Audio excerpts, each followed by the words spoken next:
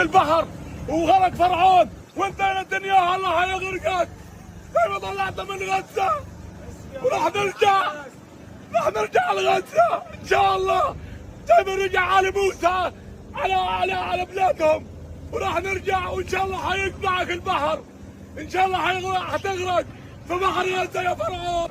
انا بحب غزه، بديش اطلع منها، طلعتنا القذايف والمدفعيه طلعنا منها بالقوه، احنا بنحب السلام، هو طلعنا منها ليش؟ ايش عملنا له احنا؟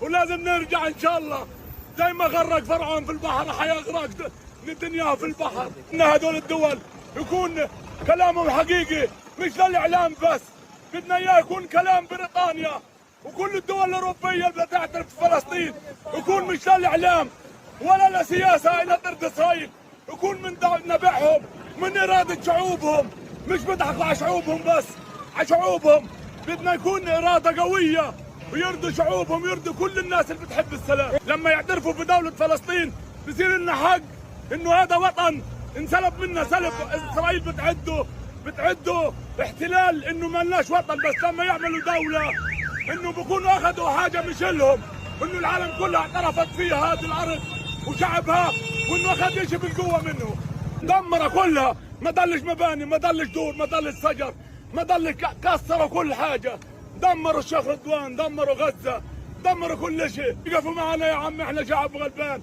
وبنحب السلام، ظلمونا، انا معي 15 نفر.